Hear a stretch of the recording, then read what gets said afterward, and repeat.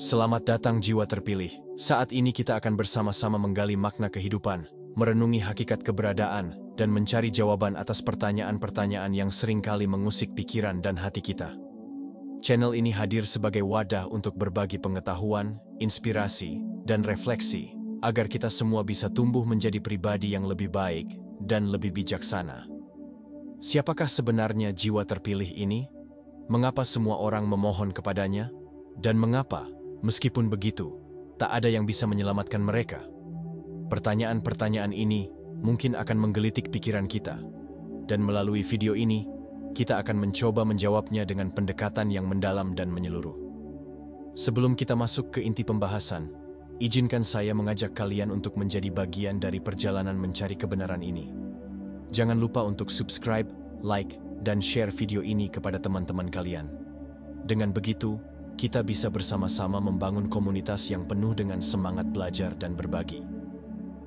Bagi yang ingin memberikan dukungan lebih, kalian bisa mengirim super thanks sebagai bentuk apresiasi dan motivasi untuk kami terus berkarya. Jangan lupa juga untuk meninggalkan komentar 77 dan 99 di bawah dan ceritakan pendapat kalian. Mari kita mulai perjalanan ini dengan membuka pikiran dan hati, karena kebenaran sering kali tidak datang dari apa yang kita lihat, tapi dari apa yang kita rasakan dan pahami. Selamat menyimak, dan semoga video ini bisa menjadi bahan renungan yang bermanfaat bagi kita semua. Siapakah sebenarnya jiwa terpilih? Namun, siapakah sebenarnya jiwa terpilih ini? Apakah ia benar-benar ada sebagai sosok fisik? Ataukah ia hanya simbol harapan manusia akan adanya perubahan dan kebenaran? Secara filosofis, jiwa terpilih bisa diartikan sebagai representasi dari keinginan manusia untuk menemukan sosok yang bisa membawa solusi atas segala permasalahan hidup. Ia adalah personifikasi dari harapan, keadilan, dan kebenaran yang seringkali terasa jauh dari kenyataan. Di sisi lain, jiwa terpilih juga bisa dimaknai sebagai potensi yang ada dalam diri setiap manusia. Setiap orang memiliki kemampuan untuk menjadi terpilih dalam artian menjadi agen perubahan, baik untuk dirinya sendiri maupun untuk orang lain. Dalam konteks ini, jiwa terpilih bukanlah sosok yang datang dari luar, melainkan kekuatan yang muncul dari dalam diri ketika kita berani menghadapi tantangan dan mengambil tanggung jawab atas hidup kita.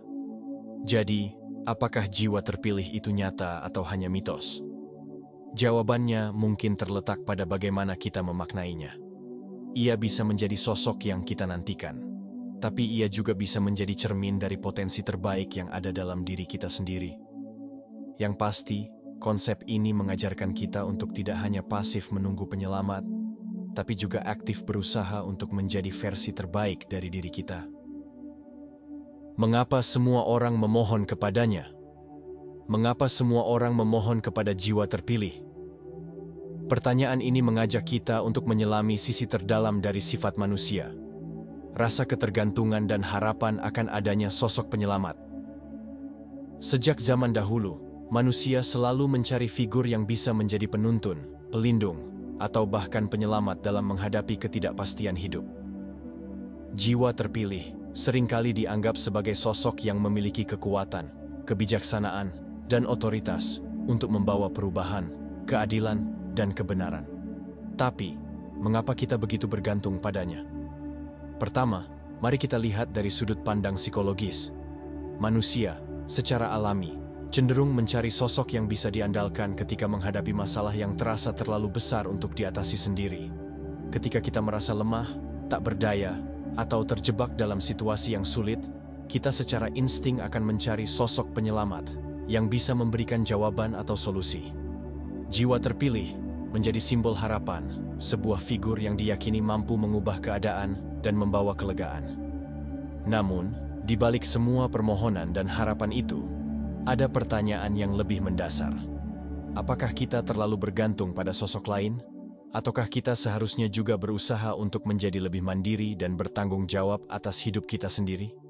Permohonan kepada jiwa terpilih seringkali mencerminkan ketidakmampuan kita untuk menghadapi realitas hidup. Kita cenderung menunggu keajaiban atau intervensi dari luar, alih-alih berusaha untuk mengubah diri sendiri dan lingkungan sekitar. Pada akhirnya, memohon kepada jiwa terpilih bukanlah hal yang salah, selama kita tidak melupakan tanggung jawab kita sebagai manusia. Sosok ini mungkin bisa menjadi inspirasi atau penuntun, tetapi keselamatan dan perubahan sejati harus dimulai dari dalam diri kita sendiri. Kita harus belajar untuk tidak hanya memohon, tetapi juga bertindak. Dengan begitu, kita tidak hanya menjadi penunggu pasif, melainkan pelaku aktif dalam menciptakan perubahan dan kebenaran yang kita dambakan. Kebenaran yang dibawa oleh jiwa terpilih. Kebenaran. Kata ini mungkin terdengar sederhana, tapi ia menyimpan makna yang sangat dalam dan kompleks. Dalam konteks jiwa terpilih, kebenaran yang dibawanya bukanlah sekadar informasi atau fakta biasa, melainkan sebuah realitas yang mampu mengubah cara pandang, pola pikir, dan bahkan hidup seseorang. Lalu, apa sebenarnya kebenaran yang dibawa oleh jiwa terpilih ini? Mengapa ia begitu penting? Dan mengapa seringkali sulit untuk diterima? Pertama, kita perlu memahami bahwa kebenaran yang dibawa oleh jiwa terpilih seringkali bersifat universal dan absolut. Ia tidak terikat oleh waktu, ruang, atau kepentingan tertentu. Kebenaran ini bisa berupa ajaran moral, spiritual, atau bahkan pencerahan tentang hakikat kehidupan. Misalnya, dalam banyak tradisi agama, jiwa terpilih diyakini membawa pesan tentang keadilan, kasih sayang, dan keseimbangan antara dunia dan akhirat. Namun, kebenaran seperti ini seringkali bertentangan dengan keinginan manusia yang cenderung egois dan materialistis. Kedua, kebenaran yang dibawa oleh jiwa terpilih seringkali menuntut perubahan. Ia tidak hanya sekadar memberikan pengetahuan, tapi juga mengajak kita untuk bertransformasi. Misalnya, jika kebenaran itu mengajarkan tentang pentingnya berbagi dan peduli terhadap sesama, maka kita harus meninggalkan sifat serakah dan individualistis. Jika kebenaran itu mengungkapkan tentang betapa kecilnya kita di hadapan alam semesta, maka kita harus merendahkan hati dan meninggalkan kesombongan. Inilah yang membuat kebenaran itu seringkali terasa tidak nyaman bagi banyak orang. Ketiga, kebenaran yang dibawa oleh jiwa terpilih juga seringkali bersifat paradoks. Ia bisa menjadi cahaya yang menerangi jalan, tapi sekaligus bayangan yang menakutkan. Mengapa? Karena kebenaran itu tidak hanya mengungkapkan hal-hal yang baik, tapi juga hal-hal yang selama ini kita sembunyikan atau kita takuti. Misalnya, kebenaran tentang kematian, tentang dosa-dosa yang kita lakukan, atau tentang konsekuensi dari setiap tindakan kita. Jiwa terpilih datang bukan untuk menyenangkan kita, tapi untuk membuka mata kita terhadap realitas yang selama ini kita hindari. Namun, di balik semua tantangan itu, kebenaran yang dibawa oleh jiwa terpilih sejatinya adalah hadiah terbesar yang bisa kita terima. Ia adalah kunci untuk memahami diri sendiri, memahami dunia, dan memahami tujuan hidup kita. Tanpa kebenaran, kita akan terus terperangkap dalam ilusi, dalam kepalsuan, dan dalam penderitaan yang sebenarnya bisa kita hindari. Tapi, sekali lagi, kebenaran itu hanya akan bermanfaat jika kita mau menerimanya dengan hati yang terbuka dan pikiran yang jernih. Jadi, pertanyaannya sekarang adalah, siapkah kita menerima kebenaran yang dibawa oleh jiwa terpilih? Siapkah kita berubah, meninggalkan zona nyaman, dan menghadapi realitas yang mungkin tidak kita sukai? Karena pada akhirnya, kebenaran bukanlah sesuatu yang bisa dipaksakan. Ia adalah pilihan, dan pilihan itu ada di tangan kita. Tak ada yang bisa menyelamatkan mereka. Bagian ini mungkin menjadi puncak dari renungan kita. Meskipun semua orang memohon kepada jiwa terpilih untuk datang dan membawa kebenaran, pada akhirnya tak ada yang bisa menyelamatkan mereka. Mengapa hal ini terjadi? Apakah karena jiwa terpilih tidak memiliki kekuatan, ataukah karena manusia sendiri yang menolak untuk diselamatkan? Pertama, kita perlu memahami bahwa keselamatan bukanlah sesuatu yang bisa diberikan secara instan atau dipaksakan. Jiwa terpilih mungkin membawa kebenaran, cahaya, dan petunjuk, tetapi ia tidak bisa memaksa manusia untuk menerimanya. Kebenaran seringkali menuntut perubahan, dan perubahan itu tidak selalu nyaman. Banyak orang lebih memilih untuk tetap berada dalam zona nyaman mereka, meskipun itu berarti hidup dalam ilusi atau penderitaan.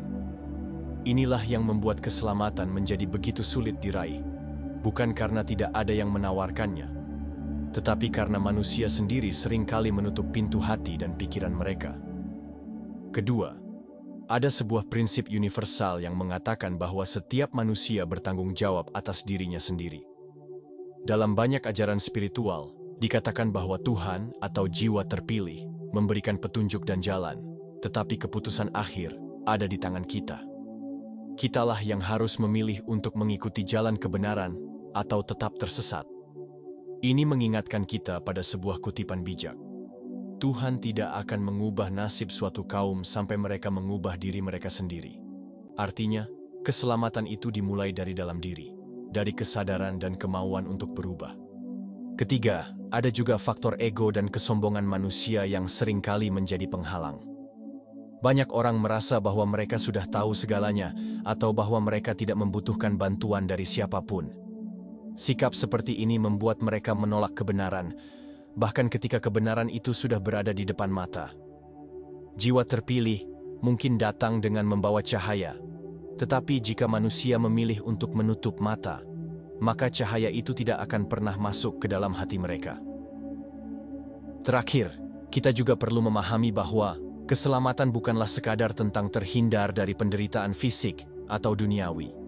Keselamatan sejati adalah tentang kebahagiaan batin, kedamaian jiwa, dan kebebasan dari belenggu ketidaktahuan. Jiwa terpilih mungkin tidak bisa menyelamatkan manusia dari penderitaan dunia, tetapi ia bisa membimbing mereka menuju keselamatan spiritual. Namun, sekali lagi, semua itu tergantung pada pilihan manusia sendiri. Jadi, ketika dikatakan bahwa tak ada yang bisa menyelamatkan mereka, itu bukan karena jiwa terpilih tidak peduli atau tidak mampu, tetapi karena keselamatan itu adalah sebuah pilihan yang harus diambil oleh setiap individu dengan kesadaran dan kerendahan hati. Refleksi untuk kita semua. Mari kita renungkan sejenak. Apakah kita termasuk orang-orang yang terus memohon kepada jiwa terpilih untuk datang dan menyelamatkan kita? Ataukah kita sudah berusaha untuk menjadi lebih baik, mencari kebenaran, dan mengambil tanggung jawab atas hidup kita sendiri?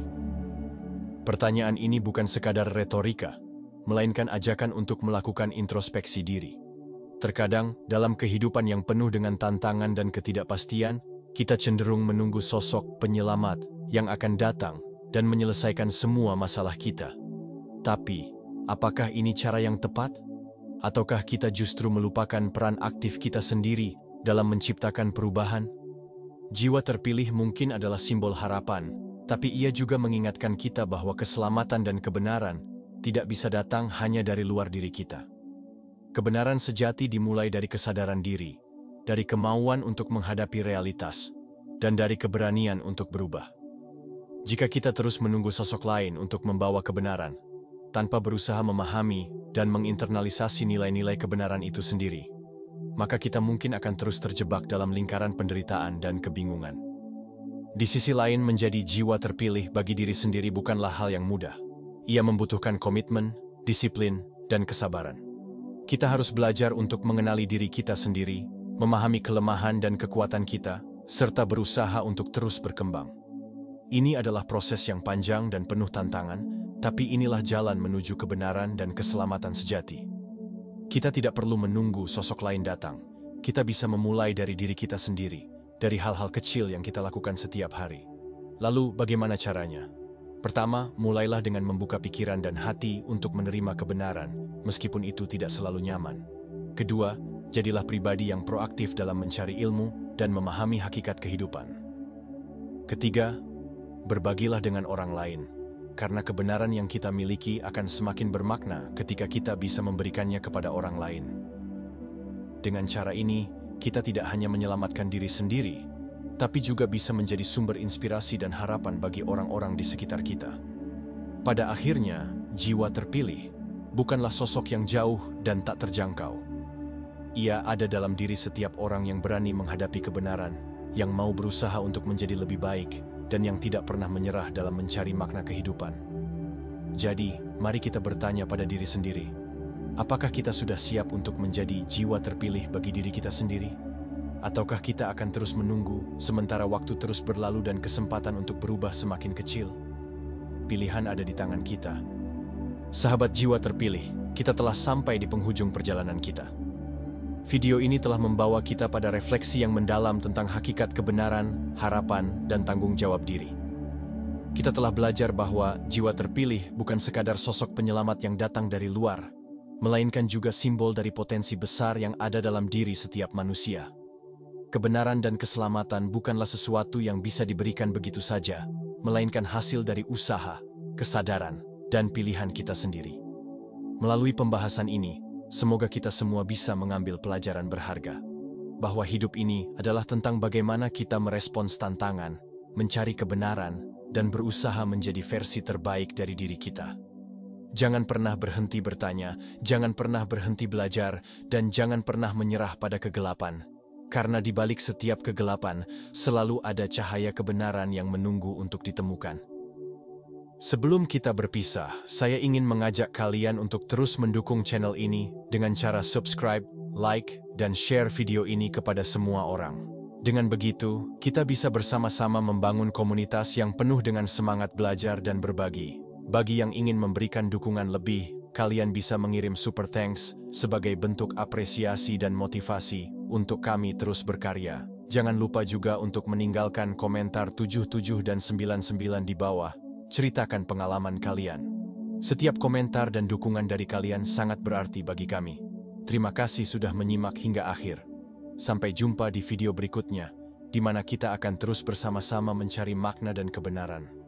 Semoga kita semua diberi kekuatan untuk menjadi jiwa terpilih bagi diri kita sendiri dan orang-orang di sekitar kita.